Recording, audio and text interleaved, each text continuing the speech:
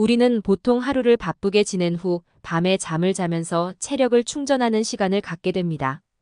수면 활동은 하루 동안 쌓인 육체의 피로를 말끔히 씻어내며 다음날 체력을 보충하기 위한 활동으로서 인간이 생명을 유지함에 가장 중요한 활동인데요. 수면이 부족하다면 우리 몸에 이상 징후가 발생할 수 있으며 더 나아가 수면 부족 때문에 질환에 걸릴 수도 있습니다. 최근 수면 습관을 4가지로 분류한 뒤 특정 패턴이 당뇨와 암 등의 위험을 높인다는 연구 결과가 나왔습니다. 미국 펜스테이트 주립대 연구팀은 약 3,700명의 데이터를 활용해 수면 습관에 따른 만성적인 건강 상태를 10년간 추적 연구했습니다.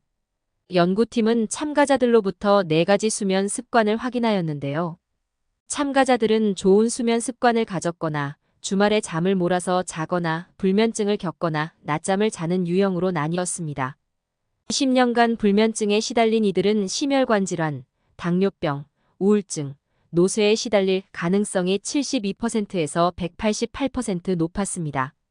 낮잠을 즐기는 사람도 당뇨, 암, 노쇠 위험이 높았습니다. 반면 주말에 몰아 자는 습관은 만성 질환과 관련 없는 것으로 나타났습니다.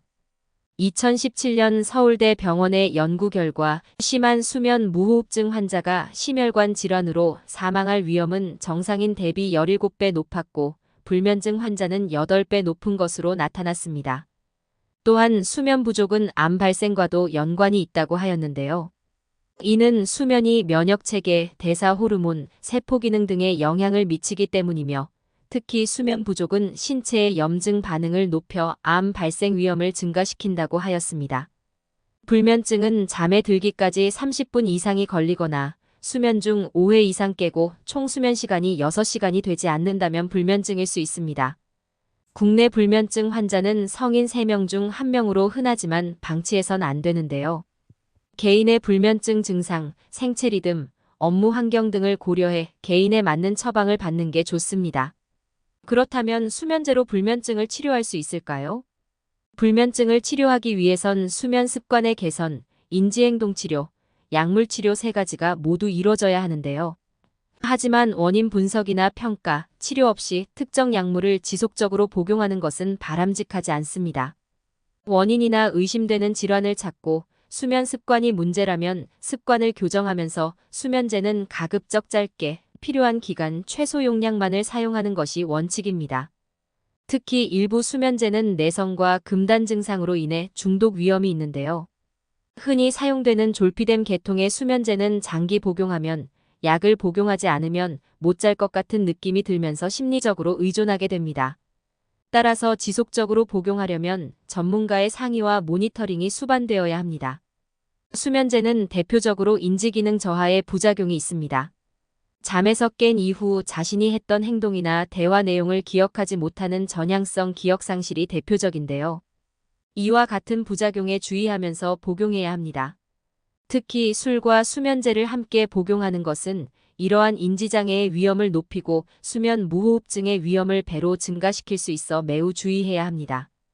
또한 잠이 오지 않아 새벽에 수면제를 복용한 뒤 인지기능이 완전히 돌아오기 전인 이른 아침부터 운전을 하는 것은 매우 위험한 행동이므로 절대 삼가하여야 합니다. 약물 치료 없이 숙면을 할 수 있는 방법으로는 먼저 올바른 수면 습관을 갖춰야 하는데요. 규칙적으로 아침 일찍 일어나고 가급적 낮잠을 자지 않으며 침대에 누워만 있는 시간을 줄이고 카페인과 술, 담배 등 수면에 영향을 주는 물질 사용을 줄이며 야간에 흥분하는 활동을 하지 않고 일광욕하기 등입니다.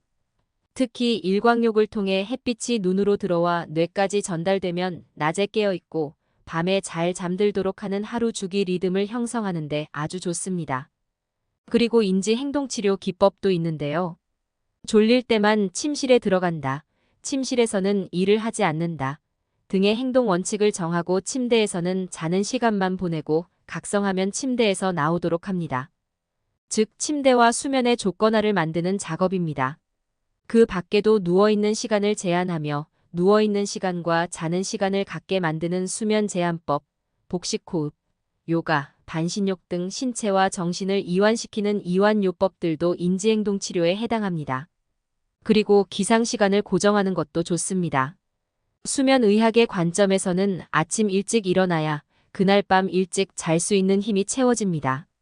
그러므로 약간 더 누워있고 싶은 느낌이 있을 때, 부족한 듯 잔 것 같을 때 침대에서 내려와 활동을 시작하는 것을 권장합니다. 지금까지 생생정보통이었습니다. 정보가 도움이 되셨다면 구독과 좋아요 부탁드립니다. 다음에도 유익한 정보로 찾아뵙겠습니다. 시청해주셔서 감사합니다.